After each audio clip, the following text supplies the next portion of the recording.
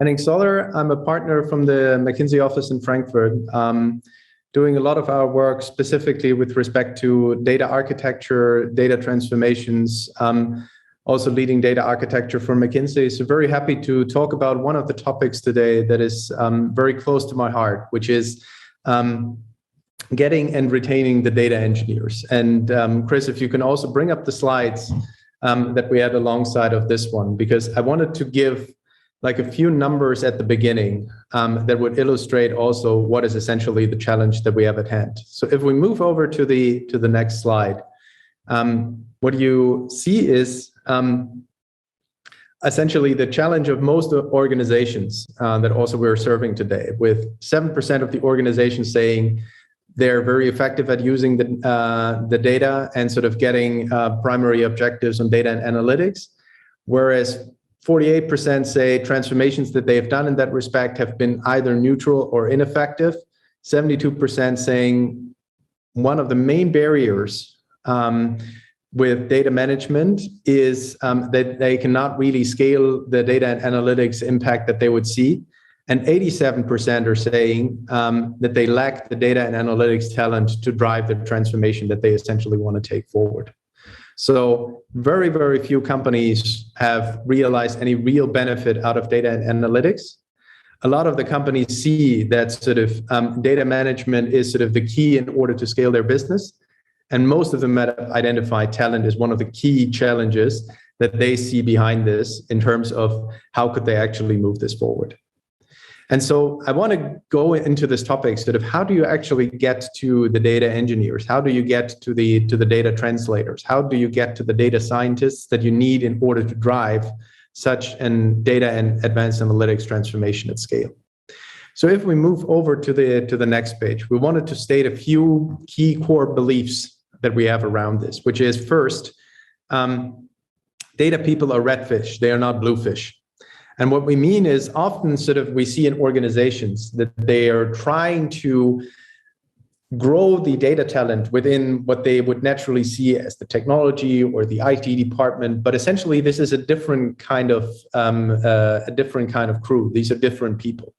And therefore, sort of the second core belief is essential. We believe that there needs to be a dedicated group, there needs to be a dedicated career path for these people.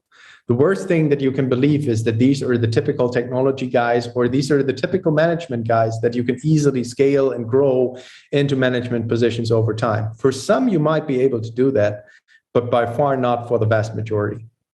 And therefore, what we also wanted to go in a bit deeper today is sort of what are some of the aspects that one needs to get right in order to get to the relevant data talent, in order to drive your data and analytics transformation, which is those 3 points, sort of how do you get to the right workforce?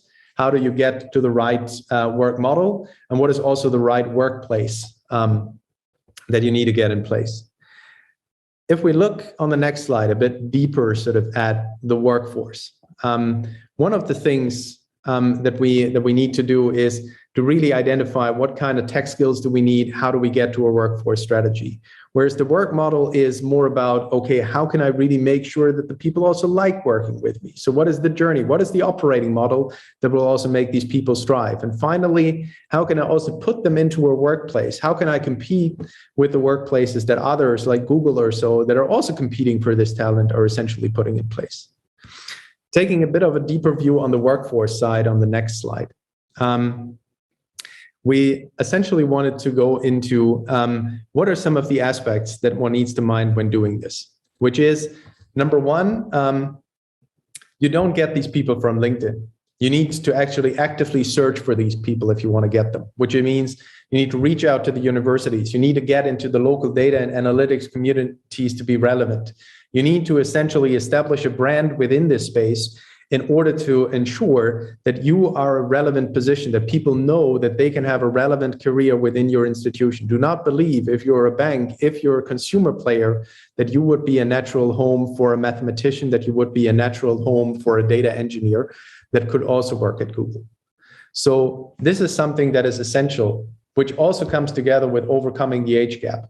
in many organizations, we see that there is a big gap between what is the typical age of people that are working in the organization versus what is the age of the people that are coming in, with all of the challenges around Generation X versus Z, or Generation X versus Y.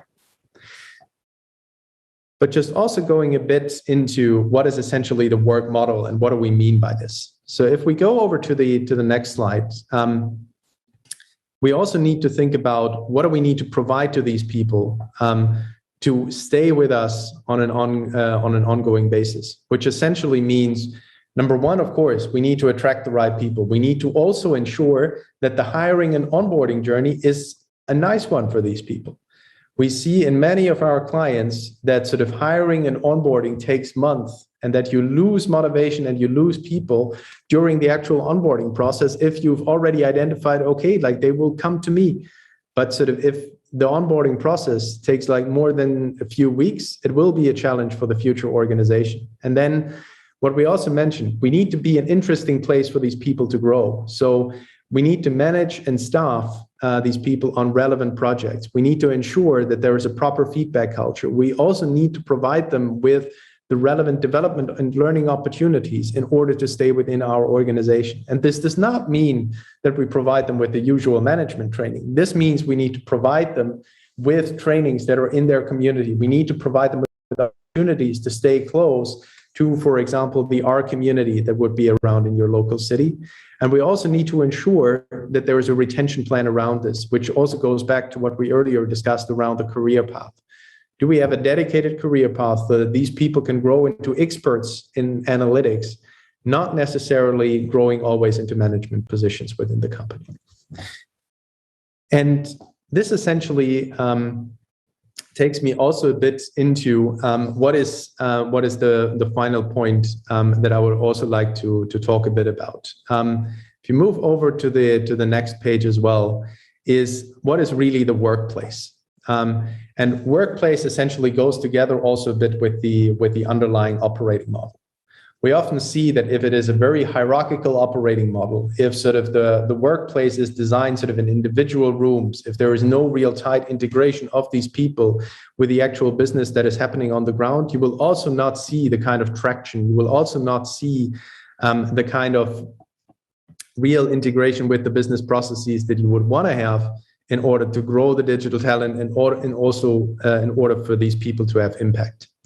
So what we also see is the workplace, the actual equipment needs to enable them to really also do the proper work, which essentially means, point number one, this needs to be a digital workplace. Not necessarily will these people work always from the offices, but you need to enable them with sort of the right kind of access, with a cloud-based technology stack, with productivity and proper tools so that they can have access and play around with their underlying data that you would have.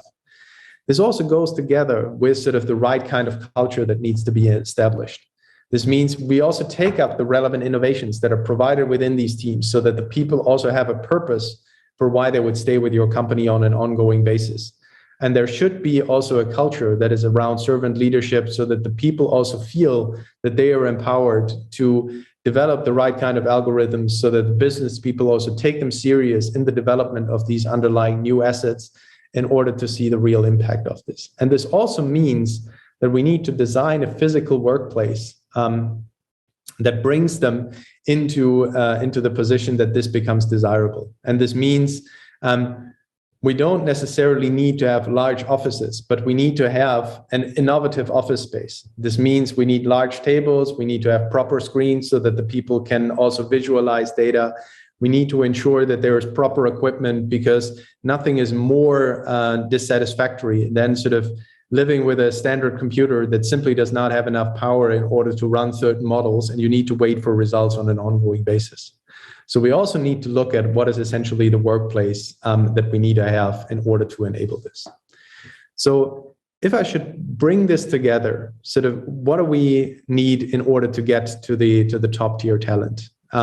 It is essentially, number one, we need to make sure that we get the right people in the first place. And in order to get the right people in the first place, we need to go out hunting. We need to ensure that through the right connections with the universities, with the communities that are out there, also providing open source and sort of integrating with, for example, the local communities that are providing certain scripts and models, we make sure that we become a relevant player for these people to come to us, because we need to hunt for them. They will not necessarily come to us automatically. This also requires us to put a work model in place so that the people stay with us on an ongoing basis. This means not just financial benefits. Of course, we need to provide them with an adequate amount of money, but we need to ensure that they can learn, they can develop themselves within our organization, that we have an operating model that allows them to be integrated with the business, and that their actions and their kind of suggestions are also taken serious. And this finally means we need to design a workplace around them that allows them to work efficiently. Nothing is more dissatisfactory than a workplace in an environment that is not performant and where I need to wait for my results on an ongoing basis. And with these three things, and sort of again, with just re-emphasizing again, one of the major challenges to the actual successful realizations of these big data and advanced analytics transformations is not the underlying technology, but it's missing the right talent to actually use this technology. Would also like to conclude and happy to drop for any questions.